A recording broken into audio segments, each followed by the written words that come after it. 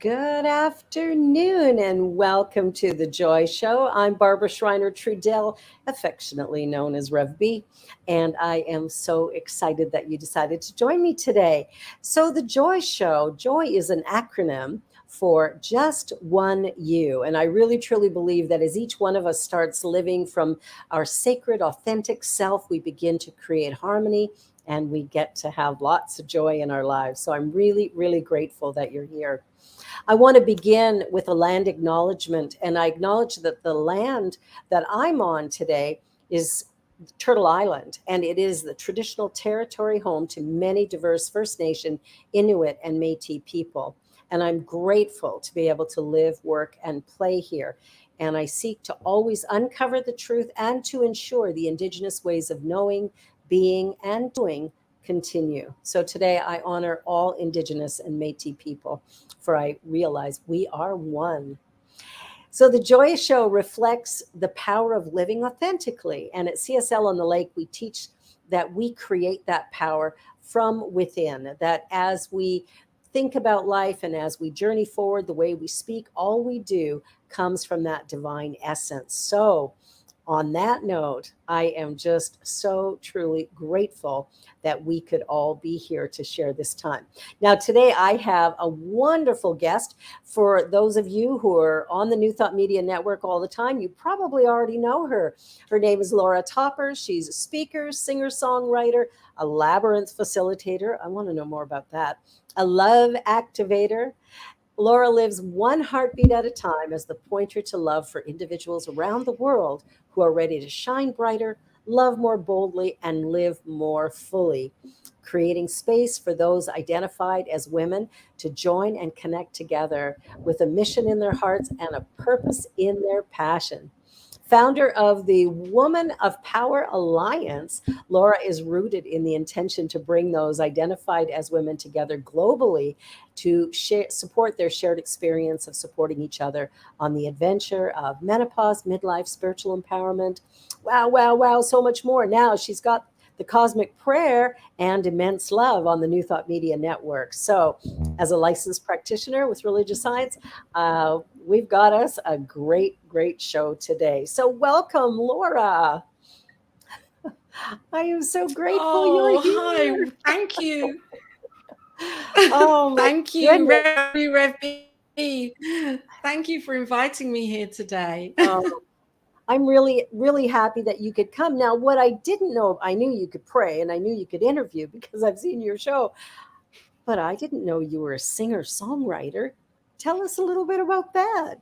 Oh, yes. Oh, yes. I am a singer-songwriter. I have been creating songs for the last 10 years, and I have 4 albums. 3 of them I created with my partner, Jason, my beloved. And all of these songs really are inspired by the labyrinth walk that I had in 2012 that changed my life. And from that moment, I discovered my voice. It was always there, but I didn't let it out. Oh my And then I goodness. said, right, I'm going to let it out. Oh, that's so great. Now, what happened that labyrinth walk that changed everything for you? Tell me a little bit about what occurred there. Have you ever walked a labyrinth before? I have. Yeah. Yes. So you know the power of walking a labyrinth and the immensity and the opportunity for connecting within the labyrinth within. And that happened for me when I walked a labyrinth in 2012. I didn't. I knew vaguely about science of mind. I was on a retreat becoming a coach, a Heal Your Life coach, and at the end of the training, they took us to the labyrinth and invited us to walk this labyrinth, which something opened for me, something amazing inside of me opened, and I experienced a rebirth, and that just changed my whole life. I mean, I'm summing it up in 2 sentences, something that I took me about 2 years to explain to anybody. Never get the words for it because it was so such a Yeah. life-changing experience. And through that, I discovered um, I wanted to understand more about God. I became fixated with really wanting to know more about God. Yeah. And so I discovered Science of Mind here in the UK. And that's when I began my journey of taking foundations and practitioner courses and unraveling more within me of understanding what had happened in the labyrinth, because that was such a heart opening experience. Couldn't I couldn't understand it I couldn't conceptualize it. Yeah. So I needed to understand it. And that really was my driver. And then through that, I wrote meditations. After that walk, I came back home to wrote meditations, and I thought, you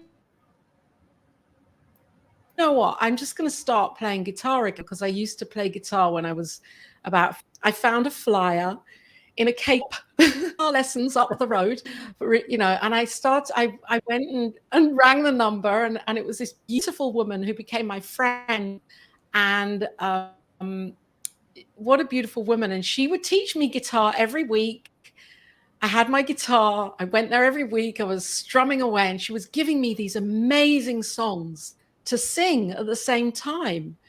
Yeah. And they were Celtic kind of folklore, really rooted in Celtic, that feeling, that whole vibration of folklore and mysticism. They were such beautiful songs. They were really ancient.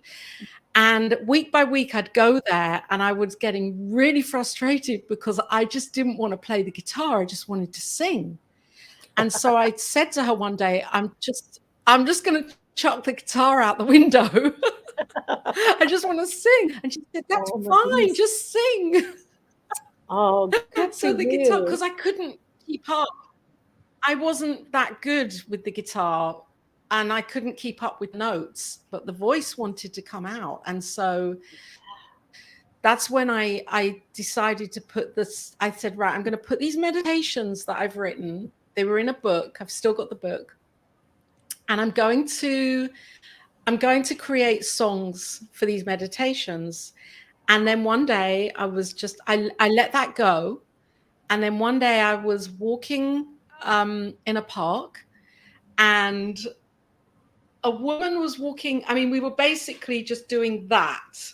A woman was Yeah. just walking towards me, and we crossed each other. And she had a dog, and I stroked the dog. And we got chatting, and it turned out that she is a singer-songwriter, and she was in Brighton, where I'm from, to collect an award at the Brighton Festival for being Oh, an amazing female singer-songwriter. And we got chatting, and then I asked her if I could have singing lessons, and she became my singing teacher. And then I showed her the meditations, and she said, right, okay, do you want me to create music for you, and you can make this out?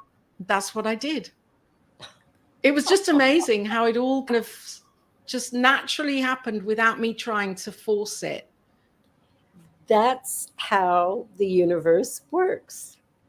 Every now and again, people will say to me, well, Yeah. how? Well, how is not your job. The how will be Yeah. made Yeah. possible, right? You'll be taking a walk, and the perfect Yeah. person will cross your path. Just, Oh, I love that. it was amazing. And I worked with for about 6 months or 3 months, and we created the songs.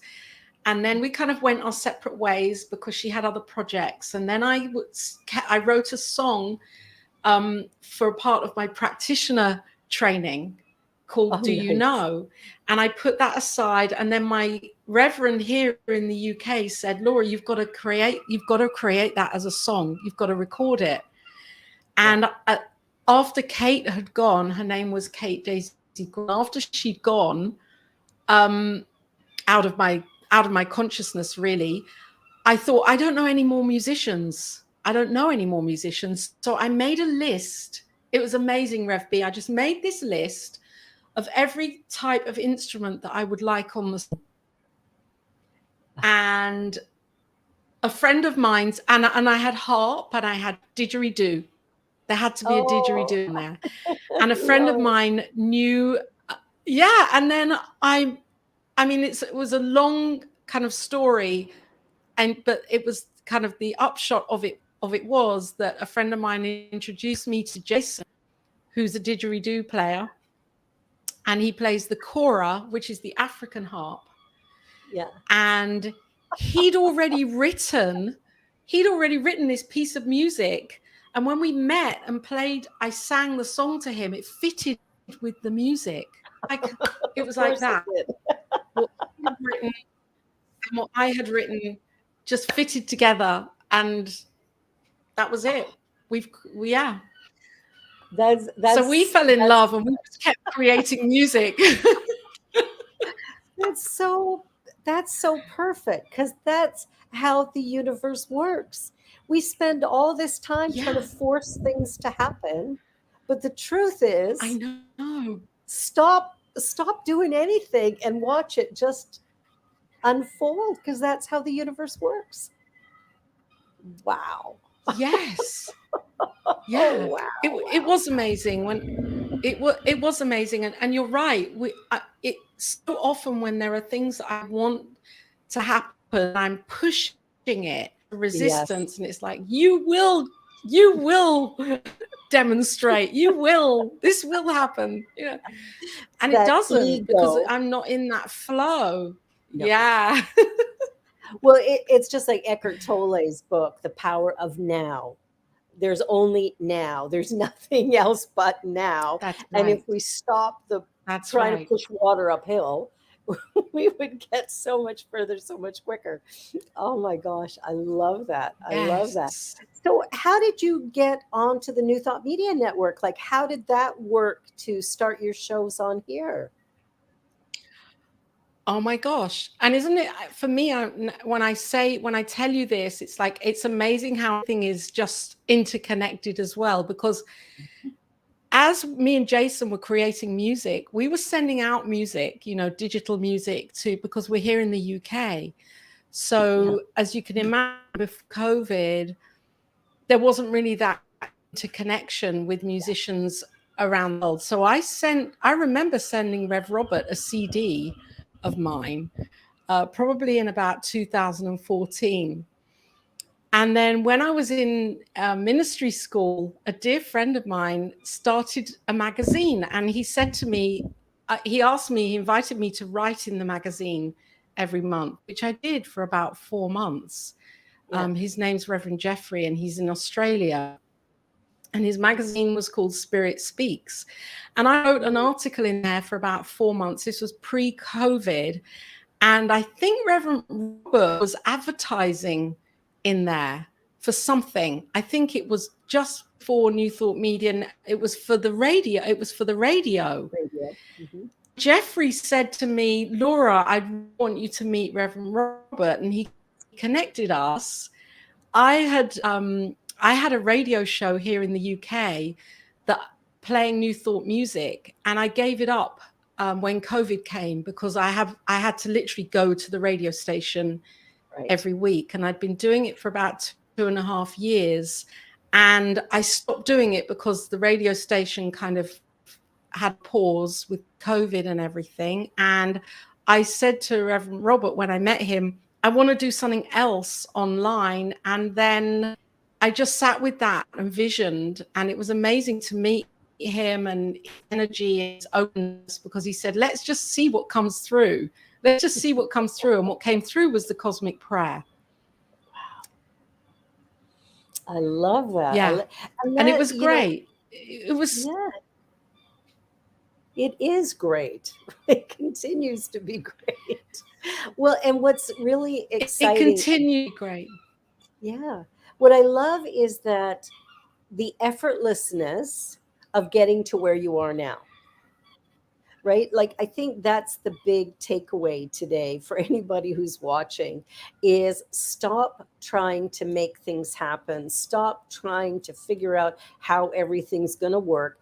Just find yourself, find yourself and let that out and watch what occurs. All the right people, all the right experiences, everything will unfold easily. That's so great. I am just absolutely tickled by this. So, your spiritual practice, And I can, what? it hasn't Mhm. been, I know mm, sorry, I know there's a lag and that's why it's, um, and yet there have been many challenges along the way for me. And I think the unfolding has not always, the demonstrations have happened, the things that I haven't really pushed for. And I would say that because of what happened for me in the labyrinth, I've changed, or my view of life changed. Let me say that my view of life changed. So when I came back home, I knew that I couldn't live in the same way that I'd been living before internally. Yeah. And that sparked a whole journey for me of, well, are you really sure, Laura, that you believe this? Because it's not going to be easy. It's not going to be an easy journey. It's like there have Mm. been many, many challenges along the way. So although, yes, these amazing things have come, Yeah. incredible things have come, it's taken a lot of what's the word? There are a few words: resilience and faith in staying Absolutely. on the path, or staying with what I believe in, and not backtracking, because I can't go back, You can't go back. you It's like know? So it's, once you see, you see, right? There's no, once you see, you see, yeah, no going back. no going back. And so And that took me on a whole other journey of yeah. deep faith, of really putting that faith into practice. Well, and that's the On the, interesting part, is that as we embark on this path, which ultimately is super, super simple, it is probably the hardest journey ever, because the journey from here to here is like we have such resistance to that. It can't be that easy. It can't be that simple. So our mind automatically takes us on a journey. And ultimately, life has bumps in the road, but we learn to navigate them, right? We learn to figure out how to be on those bumpy roads and still, allow creation to happen. There's your show, the and I cosmic. think that's, you're you're so and oh, thank you, Dea, for putting that up. Yeah, the cosmic.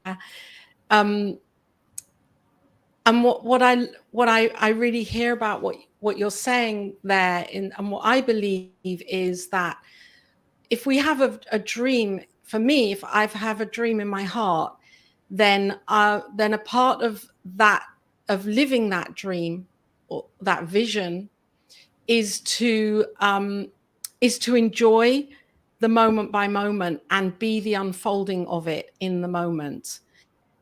And if I'm looking for the end result right now, then I'm missing out on my growth and my expansion.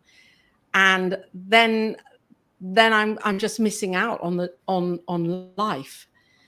So I think for many of us, and how it used to be for me, was that I have a vision and I have to get there. I have to Yes. get there, and then when I get there, everything's going to be okay. And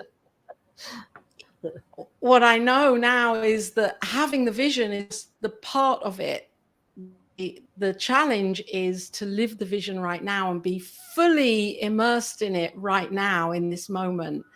And that's the joy piece for me. Yeah, and that joy happens when we stop trying to force things the way we think they should be. I mean, you would never have got those songs written if you had been forcing, trying to find the right and perfect person to teach you to sing and to do all that. I mean, you're out for a walk and you see a dog you like, and look what happens. And that's That's such a Yes. great example of how the universe operates. It brings to us. I remember the first CSL that I started in Toronto, where I always wanted a full band. I always wanted a full band and didn't have the finances for it. So I hired a music director who played piano and sang. What was very cool about her is she didn't like to perform by herself. So she would invite friends to come and hang with her, right?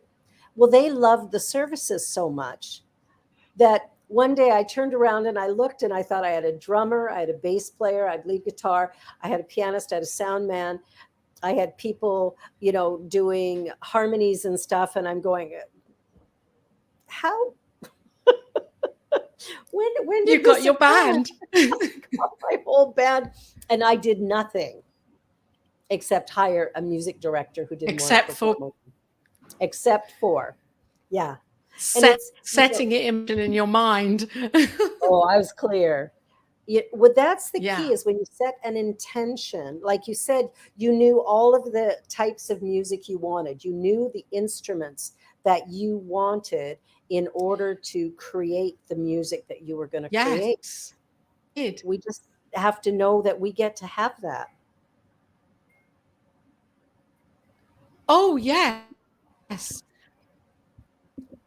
And what happened for you? That's so amazing. You pulled in the person that had it all for you, and you didn't even have to go and look for it. It's like it was done. And that's what happened with Jason when I met him, because I had written on my list, okay, they were quite unusual. It was like a mix of instruments. I wanted a sitar, and I wanted violins, and I wanted a cello, and I wanted a choir. It's like, let's just go for it. I want a didgeridoo. Yeah. And everything came together. It was like effortless. And Yeah. because I was having fun with it. I was having fun with it in my mind. Yeah. I think that's it, is getting an idea of what it is we want. Knowing what we want is such a big part of it. And then setting the intention, here's what all the elements look like. And just knowing that, I'm clear, this is what I want. And if that's what I want, somehow, some way, it's going to work. It's going to come together. A couple weeks ago, I went to Unity Village for a convention. And when I was going there, I was really clear. I'm having a healing. I'm having a healing. If Myrtle Right. Fillmore could have a healing in the 1800s of tuberculosis, then I'm getting a healing. And I was really, really clear, I'm getting a healing. And when I arrived there, I had my walker and, I'm pushing myself around, and it's a bit annoying in crowds to have that thing. And on the Thursday morning, I'm sitting in a session, and who knows what happened? Intention. And I've been out dancing. I'm back to wearing heels. I'm just having the time of my life. And it all happened like that. It's like I walked into that conference room for that Thursday morning session with my walker. And at lunchtime, I took it upstairs and left it in my hotel room. It's like, but there was a clear intention and a belief that it could happen. Right? And I had been, That is 10 years, amazing. mhm, You see? And how 10 many years I years? struggled, 10 years in excruciating pain. And my Oh, husband, when I wow. And came home, now, I know. I'm spring cleaning, I'm gardening, I'm doing all kinds of stuff. And my husband is just scratching his head going, this is a miracle. It's a what, miracle. It's like, I don't know what to say. This is a miracle. But it really is the natural outpicturing of the law when we apply it in a yes, really clear way.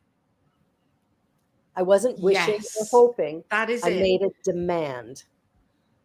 Yeah. And do you find that for me, when I make that demand, I can do it in my mind, and Yes. yet when I do it and it's with my heart, it's like there's nothing that's going to stop this from happening. I know this is happening, and I don't really even have to do anything too much. I just know. Well, And yeah. It's that just for the one me is thing the about piece. the It's other. like, Yeah. yes, Yeah. It's that dropping from the head space to the heart space, that 18 inches that really can seem like miles, but really it's a short shift. And if we can do that, we can do absolutely anything. We're going to take a little commercial break right Anything. now. Laura, this has been phenomenal. I am so excited. So everybody who's watching, we'll be back in just a couple of minutes. We're going to take a little commercial break, and I'll be back with Laura Topper, the extraordinary woman who does the cosmic prayer. Be right back. New Thought Media Network. We are a global broadcast network of positive music, media, and entertainment, inspiring humanity's evolution along the journey of enlightenment and creating a world of love, peace, empowerment, and prosperity for all. New Thought Media Network. Positively inspiring.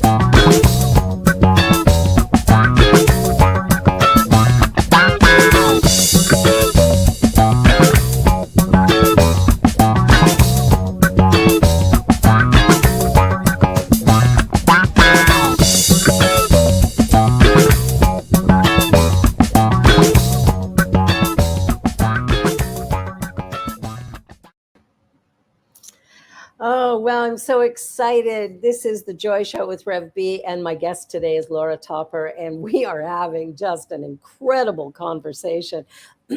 Laura, this is I just, this is so good because this whole idea, like Nancy's saying in the chat, that Yes. this is how her healing happened as well, which, that's when we get out of the way, anything is possible. Now, Everything your is possible. everything is possible. And Now, your and I was final, just yeah, oh, I just really wanted to comment on that, if that's okay, because I was yeah, reading that in the break from Nancy, that it is exactly what happened for her, the surrendering, and that's what happened in the labyrinth. Because uh-huh, I surrendered, yeah, all of this happened afterwards, because I led a life of wanting, trying to make it happen yes, beforehand. And in the labyrinth, the experience just completely kind of, it allowed me to surrender. I had no choice. I had no choice but to surrender in that moment. And it was quite a long moment. And what happened after that was that I was just open to receive. And I think that's the piece here. When we're open and expanded and letting go of having to try and make it happen in our humanness, yeah, and trust and have that faith that there is this divine presence and power that's always operating, then hmm, life can happen through us, and without trying to manipulate it. And so I really love what Nancy is saying there, the surrendering, and fantastic that she's had a healing also oh, with this yeah, and experience of yeah, surrender. her healing was remarkable to watch. She's a good friend of mine, and watching what she Right. went through and that shift was just it was mind-boggling to say the least, to watch that happen when you watch somebody else. But it's interesting when we get on this pathway, when we start deciding to live from the inside out, everything around us has to change. And that, I think, is the part that makes it kind of bumpy for us, because we have our families, we have our friends, maybe we have some work that we're doing, and all of it seems to butt up against the new paradigm that's emerging for us. And so, what was that like for you after that labyrinth experience? So after the labyrinth experience, it was, I found it very hard to integrate with what had happened back into this human experience. It was difficult for me. And yet it was also, I knew that I had seen something and felt God in such an incredible way that I was supported. So I had this extraordinary faith, and that saw me through. And it peed off people, because I wasn't the same Laura. I wasn't going to be the people pleaser. I wasn't going to be the one that just did what I felt I was expected to do. I was then saying, right, okay, this is how I'm going to live. And if you don't like it, then that's okay. But I'm not changing now. So the toughest place that showed up for me was with my relationship with my daughter. That was like the biggest rub, personality wise, and her expectations of me as a mother and my expectations of me as a mother. It was a journey with opportunity for growth. And in 2019, just before COVID, when she was probably just 18, and our relationship severed, and led me on a whole other journey of faith, physically and emotionally, where I was living, being homeless, all sorts of things. And that faith that I have in my heart is that has kept me going and going and going and going, knowing that this too is God expressing, and learning even more deeply not to judge any of it, and to allow this expression to be the experience, and to really, really look for the good in all of it. And that's not a spiritual bypass, because the work that we have to do, or we're invited to do now, is crucial. If I weren't doing that inward work that you're talking about, I wouldn't be here now. Yeah. Physically. Yeah, I had a similar experience, a spiritual epiphany that happened, and it happened in a fundamentalist Christian church, which is interesting. My mother-in-law at the time had, talked me into going to an evening service with her, and I'm like, all right, I'll endure the hour, anything to make her like me, right? And the experience was completely transformative. My life changed immediately. I walked out of there with that feeling of God as love, like this. And I wanted, like you were talking about, I wanted to know God. I wanted to know more. Somebody give me some information. Like, I want to find more. Yes. And, I couldn't find it in that church, because it was, we're all going to heaven, everybody else is going to hell. And that idea didn't sit quite right with me. And eventually I found religious science after that, the science of mind. But it was a journey to get there, and then to find my way to now. I've been in the teaching about 30 years now. And but the transformation was it ended my marriage. My husband was like, I didn't marry this religious person. I'm not interested in that. And so, he was gone. So there's me and my kids going, okay, now what? But it was, parts of it was hard, but so much of it was made easy by the incredible faith that I had, because of that experience of, I had a feeling like somehow I know God. Like I just felt it in my bones that this is a real thing. Like, and it's love, period. And it's love. And it's not to say that, because of me experiencing and you experiencing or those that have a direct experience, as I see what I had as a direct experience that shook my world. I mean, it really shook my world. And so it's like, how can I be that and come back into my life and act as if it wouldn't work? It was like then trying to fit a round into a square, or a square into a round, you know? So it takes, and thank goodness that experience opened up my capacity to have faith. Yes. In all of it. So, and that part of me afterwards was like, I have to share this with people. I have to share this. I don't know if I can change anything for people, and yet I have to share what's happened, because it's like I can't go around just with my mouth closed. It's like, wow. Yeah. I knew immediately that my path was ministry. Yeah. And I knew I was called to ministry. And what was fascinating, of course, in the church that I had my spiritual awakening, they don't allow girls to do that kind of work. So I'm like, I'm called to do this, but I can't. It's amazing. Well, and for me, a big part of it was I mean, I'm going to say was, because I've worked on the beliefs in the last 10 years. And although I know there's always more, my family of origin is Jewish. So for me, it was like being a minister it's like to be a liberal kind of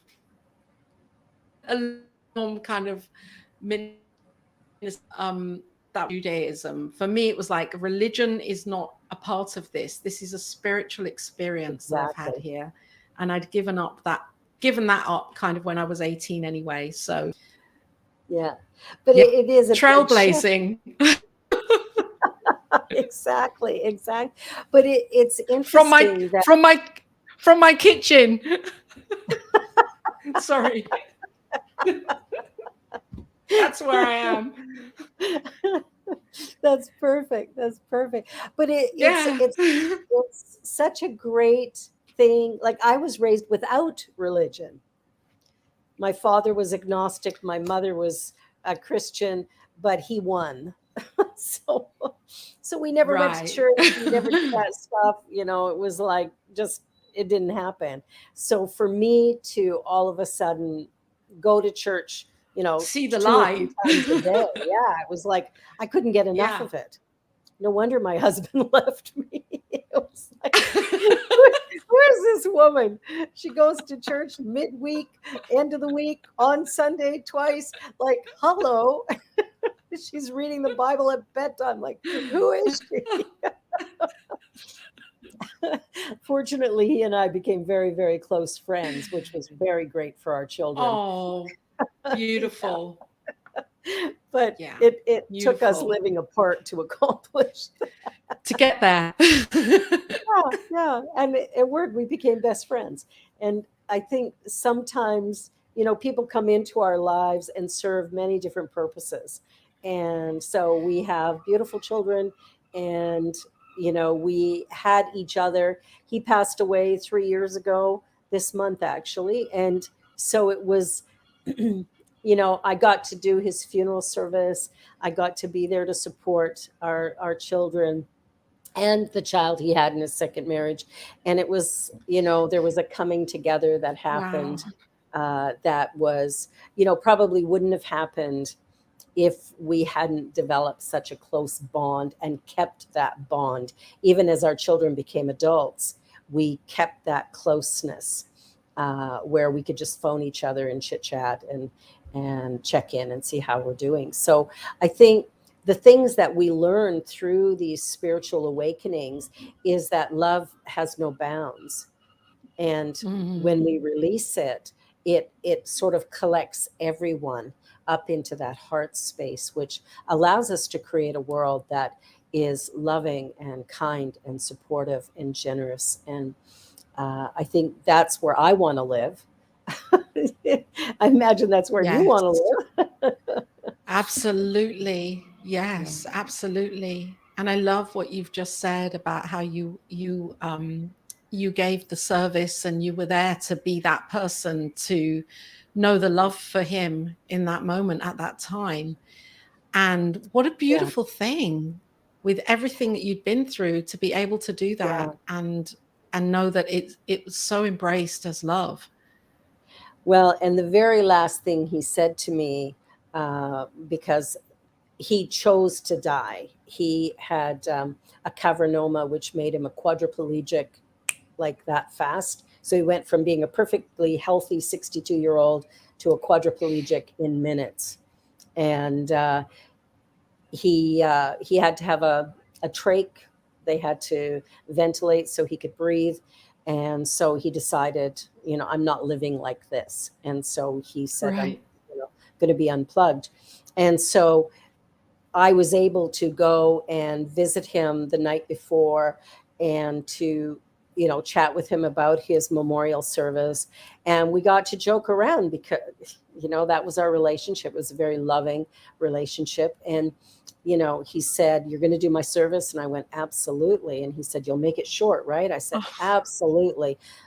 3, 4, 5 hours tops," right? And he rolls his eyes. We have this laugh.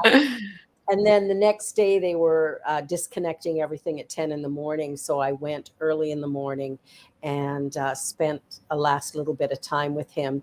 And as I was leaving, because he was going to be with his sons and with his family members, his parents and siblings.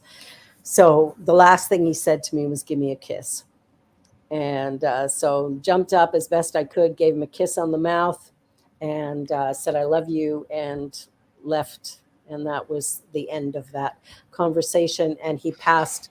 They kept him pretty comfortable. He passed about, I guess, about 7 hours later. And then we did a service, which was really a beautiful celebration of life.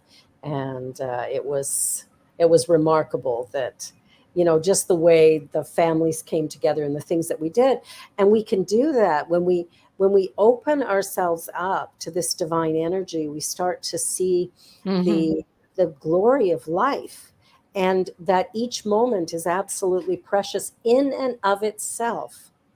And then whatever else Yes. occurs is sort of the icing on the cake, that extra little little bit of joy that we get. That's so beautiful. But yeah, it's an experience I will never ever forget. I just feel so blessed to have known him, and to had our children, and just the life that we had as divorced parents was really, kind of the best you could hope for,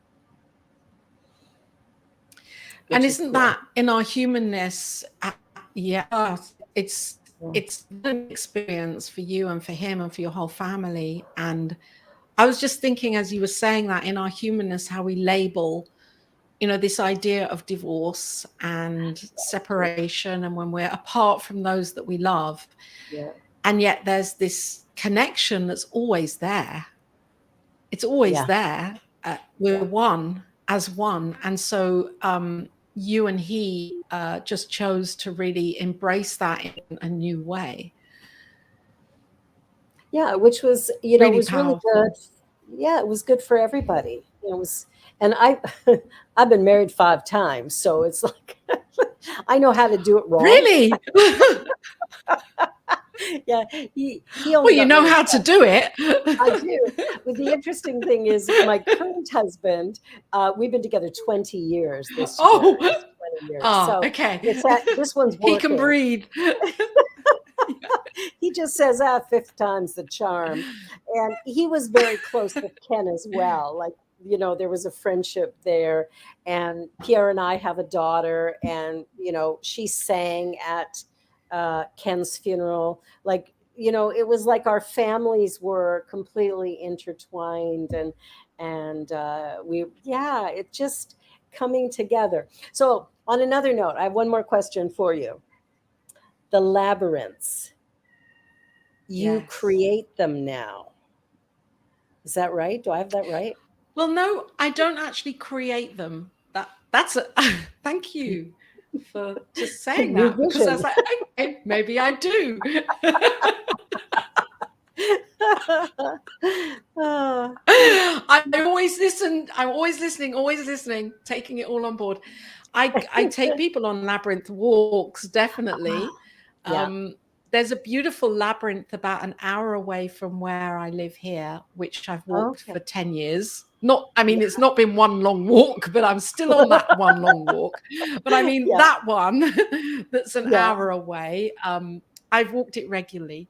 And so I offer labyrinth walks. I am a labyrinth facilitator. I mean, I went and did the Veriditas labyrinth training after my Yeah. labyrinth, because I thought, I want to know more. I want to understand more Yeah. about this beautiful journey of this. It's not really a path, but it's like this step by step, going forwards and pausing and allowing the experience. So I did that, and that was good. I did embrace that learning, and then I do offer walks for people and groups. I'm aiming to set up a retreat for next year here in the UK for people to come over and walk the labyrinth and unfold into other areas of their lives as well that they want to, through visioning and all sorts of things. So yeah, I love the labyrinth. It's an incredible place to be, and if anyone's watching and can get to a labyrinth, just go. Just go. Whether you're dancing around it or crawling around it, as I was, like in tears, or whatever it is, it's a place for deep connection, Yeah. and solitary stillness and inner reflection. It's a wonderful experience if you can walk a labyrinth and Yeah. make the most of that. So I'd recommend Yeah. it. And there are a few around us. Like I'm in Toronto, and there's one kind of downtown. I know there's one there. I haven't walked it yet, but then even in communities around, there's a few. When I was at Unity Village, they were building a brand new one. It's going to be spectacular when it's done. The guy who's building it is laying the stones one by one, like Oh, it's a mosaic of it's a piece of art. It's truly spectacular. And then there's a retreat center south of here that I've gone to a couple of times, and they have it just in the grass, right along where two rivers meet. There's this beautiful labyrinth, and oh, it's divine. I've walked that one a few times. So they really have a way of sort of getting you out of the world around you and back into that place of connection, like a real clear connection with spirit, which is so yummy. Who needs drugs? it's incredible because, yeah, it's because if I think about it, it's a design that, we're walking, and I'm walking this pathway that is the in and is the out. It is Hmm. the above, it is the below, Yeah. and it's meandering. That's the Mhm. nature of the labyrinth, is that you go in and you're meandering, and you kind of you're doing a bit of this and a bit of that until suddenly you're in the heart, and you really don't know how you got there, because like a It's few true. steps ago you're on the outer edge, and you're Yeah. near the outer edge, and then suddenly there it is in the middle, in the heart. And Yeah. it's an extraordinary experience if you go in. I think if one goes into a lab with an intention of really being mindful with every moment in there, it can really be an expansive experience, definitely. Very transformative. Yes. Very transformative. Yeah. Yeah. Yeah, very. It's and it is that journey to enlightenment is not a straight and narrow path. It doesn't just happen. I think it's the No. Buddhists who say, before enlightenment, chop wood, carry water. After enlightenment, Yeah. chop wood, carry water. Chop wood, carry water. Like we Yeah. still have our day-to-day human experience that doesn't end with this moment, this epiphany moment, this awakening, rebirth, whatever we want to call it. It doesn't stop our day-to-day human existence. It simply enhances it if we will allow it. Well, and on that, I believe that it's it's getting to that place of seeing that the chopping wood and the pouring water is Yeah. too God expressing. This too is the enlightened experience. If we say we're going to be enlightened, or that higher experience, this too is the divine in all of it. So in a way, it's kind of like there's no better or worse between any direct experience and then what I'm doing in my everyday. I just see it all differently, and I feel Exactly. it all as God and as love, Yeah. It's which this and that. it's and that which doesn't mean that I'm putting down or doing a bypass on the stuff that's happening, like, and there's a lot of that. So I think Mhm. it's my responsibility to know that, yes, too, this is God expressing, and this part And needs to be made different or changed in a way that our world can be thriving for everybody to live a life where they feel safe and have that yes. peace in their hearts. Yeah. Well, it's like the experience I had at that Unity convention. I had a clear intention of healing my back issue, the spinal stenosis, but also what happened was I became vegan. And the whole message that day was about the importance of a vegan diet to actually help to reverse climate change. And there was something in the message that transformed it instantly for me. I've tried to be vegetarian and vegan in the past and, did it for a little while, but it was like hard work. And this has been the most effortless thing. But the message for me has been really clear. If I want a healthy body, which this is the temple, right? So if I want this to be healthy, then Yeah. I have to, I don't care what anybody else does. I have to do this for me and for my world. Right. And that's my Yes. new Yes. path forward, is creating that energy to do something different. So yeah, everything changes. Then we have to go with the change, even if it's an uncomfortable one, right? That's right. Yes. That Yeah. meandering. It's like, okay. Yeah. Well, it's I go here, I go there, I go up, I go down, the labyrinth walk, right? It's all taking us on a journey back to the self, right? Like when I came up with the Yes. name for this show, Joy, it's just one you, recognizing each one of us is I love unrepeatable. Each that. one of us is unique and special. Each one of us is divine. And when we can honor ourselves for that, yeah, love becomes easier anyway. Yeah. So tell me about your Yes. your love show, because I haven't seen that one. Well, actually, it's just starting and it's kind of in its Okay. early stages, and I'm Yeah. bringing it to the net because really it's my work, I suppose, through the Yeah. labyrinth and Yeah.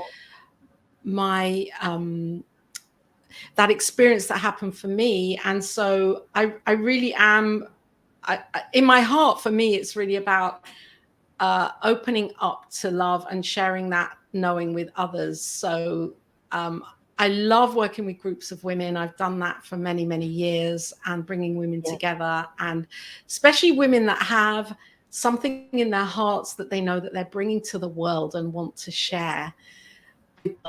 So if we can do that, knowing that love is the foundation for everything, and we're not looking outside of ourselves for anything, then for me that's life-changing, because then I'm really self-reliant, and I'm leaning in that inner resource source.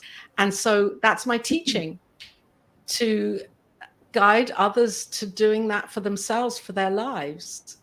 And I think that's really in alignment with our teaching, isn't it? With science of mind and a new thought. Yeah, it is. Absolutely, it is. And I think working with women is so important, because I think we're foundational to the changing of consciousness. And women, unfortunately, are still considered a minority. And the reason for that is because we're playing small. And so, as a collective, any of us who have kind of stepped into our power, we need to bring everyone along with us, because that's going to create a healed world, a world of potential and possibility that is beyond.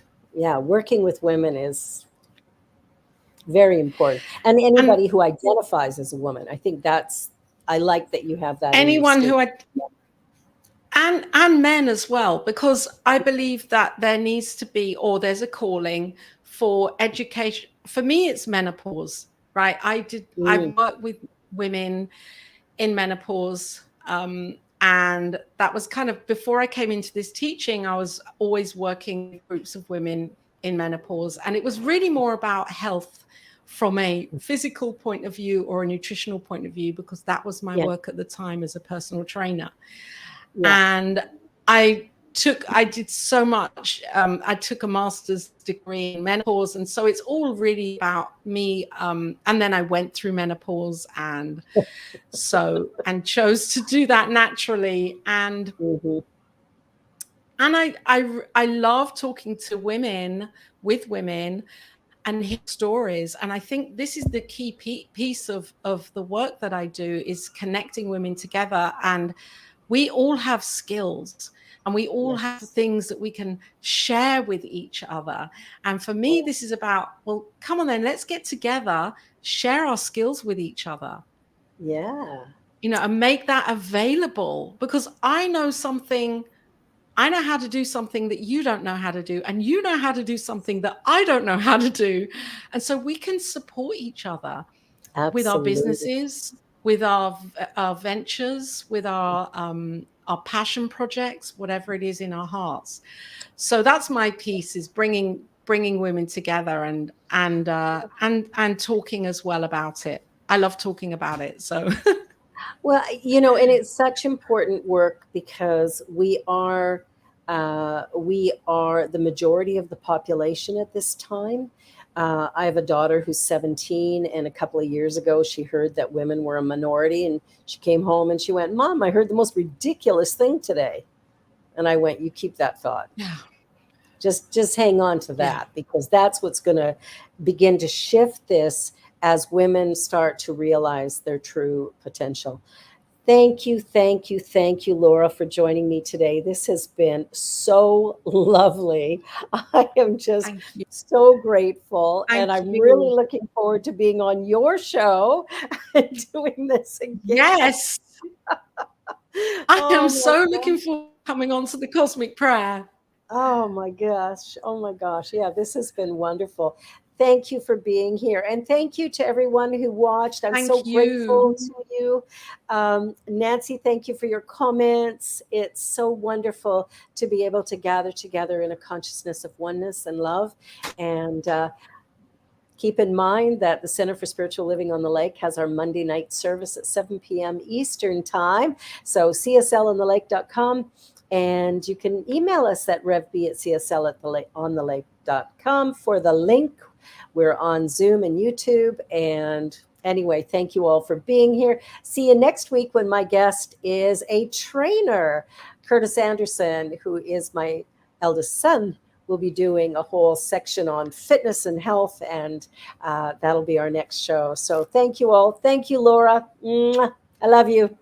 Bye for now. Thank you. Bye.